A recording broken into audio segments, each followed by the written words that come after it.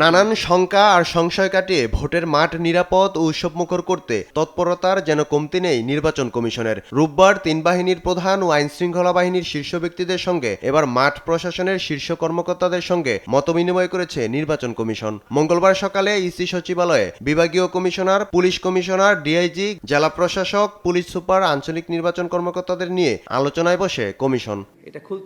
নতুন রিন গভীর থেকে পরিষ্কার করে কাপড়কে রাখে নতুনের মতো উজ্জ্বল। নতুন রিন অ্যাডভান্সড পাউডার।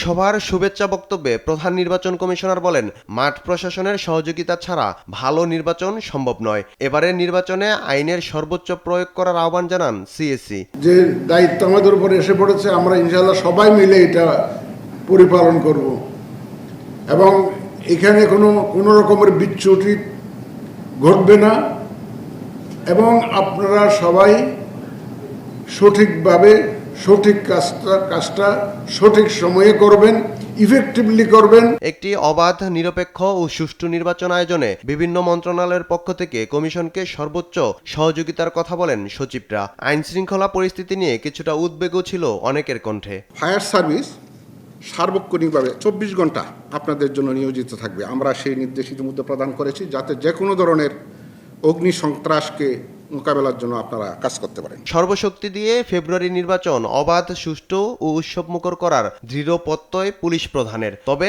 আন্দোলনের নামে বিভিন্ন জায়গায় সড়ক, মহাসড়ক অবরোধ ভোটের পরিবেশ বিঘ্ন ঘটাচ্ছে জানিয়ে এসব বন্ধে চাইলেন কমিশনের সহযোগিতা।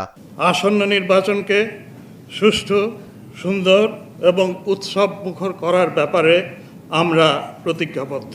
নির্বাচন ঘিরে বিভিন্ন চ্যালেঞ্জের কথা উঠে আসে ডিসি, এসপিদের বক্তব্যে। এর মধ্যে কার্যক্রম নিষিদ্ধ আওয়ামী লীগের একটি অংশ নতুন করে বিভিন্ন দলের ব্যানারে সক্রিয় হওয়া, নির্বাচন বানচালে কালো টাকার ব্যবহার নিয়ে উৎকণ্ঠা ছিল অনেকের।